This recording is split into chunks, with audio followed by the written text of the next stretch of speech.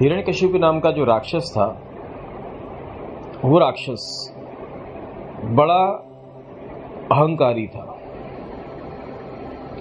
उसके घर में उसका ही पुत्र प्रहलाद, उसके ही घर में उसका ही पुत्र प्रहलाद, वो भक्त था। आप लोग हिरण्यकशिपु राक्षस कहते हो। प्रश्न ये आता है कि हिरण्यकशिपु राक्षस बना कैसे? यही हिरण्यकशिपु पहले बहुत उच्च कोटि का भक्त था। याद रखना, ये हिरण्यकशिपु ये पहले बहुत उच्च कोटि का भक्त था, और इतना उच्च कोटि का भक्त था कि जिसने अपने तपोबल के द्वारा भगवान को राजी किया। भगवान को राजी करने के बाद वरदान प्राप्त किया। सोचो कितनी उच्च दर्जे का ये भक्त। इसी तरह से होलिका को ये अग्नि में न जलाने वाली शॉल कहां से मिली? ये ऐसे नहीं मिली, वो भी उच्च कोटि की भक्त थी। ये दोनों भाई बहन उच्च कोटि के भक्त थे, और वो उस तरह के भक्त थे कि जिन्होंने भगवान को प्राप्त किया, भगवान को प्रकट किया और वरदान लिया। क्या ये मामूली बात नहीं होती है? भगवान को राजी करना, भगवान को प्रकट करना, ये मामूली बात नहीं है। परंतु उनको मिले हुए वरदान और उसके द्वारा उनके अंदर अहंकार प्रकट हो गया। शक्ति वही इंसान संभाल सकता है जो अहंकारी ना हो, वरना वो शक्तियों का दुरुपयोग कर बैठता है, वहां से उसका पतन शुरू होता है। घर में आए हुए प्रहलाद को हिरण्यकशिपु ने कहा कि अब मैं ही सर्वस्व हूं, मैंने सब सिद्धियां हासिल कर दी, अब तुझे किसी और के पास जाने की क्या जरूरत है? हिरण्यकशिपु ने प्रहलाद के ऊपर दमन करना चाह के, मैं ही तेरे घर के अंदर हूं, मैं ही ज्ञानी हूं, तू जो चाहता है वो मुझे पूछ, मैं ही ज्ञानी हूं, मैं ही सर्वस्व हूं, और मैंने सर्व प्रकार की सिद्धियां हासिल की है, तो तू मुझे ही पूछ कि तुझे कौन सा ज्ञान चाहिए। अब तुझे ईश्वर को पूजने की क्या जरूरत है? ईश्वर के पास जाने की क्या जरूरत है जब मैं ही सर्वस्व हूं तो? जबकि प्रहलाद अंदर से दिल लगा बैठा था प्रभु से।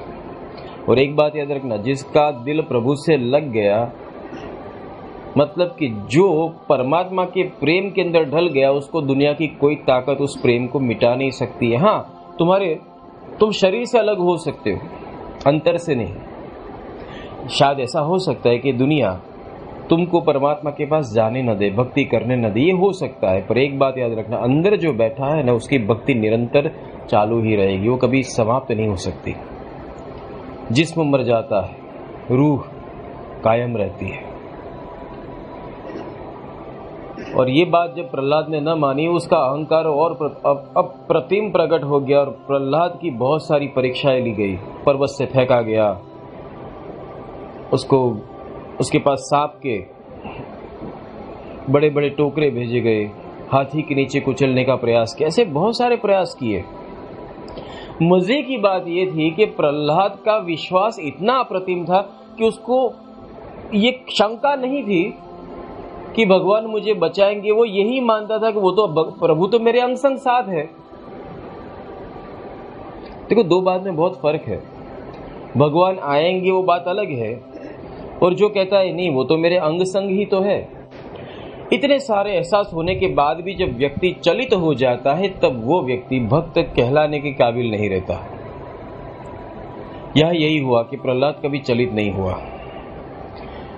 और मजे की बात देखो, वो उस एक सामान्य घटना को मैं पकड़ूंगा, जैसे उसको पर्वत से फेंका गया। आप सोचो अगर आप वहां होते तो क्या होता, कि आपको घसीट कर ले जाया जाता। अब वहां आक्रंद करते, बोले मुझे बचा लो, नहीं मैं मान जाऊंगा, आप बोले वो कर दूंगा, मुझे मत फेंको, वगैरह वगैरह वगैरह। सैनिकों ने पर्वत के ऊपर से उसको फेंकने के लिए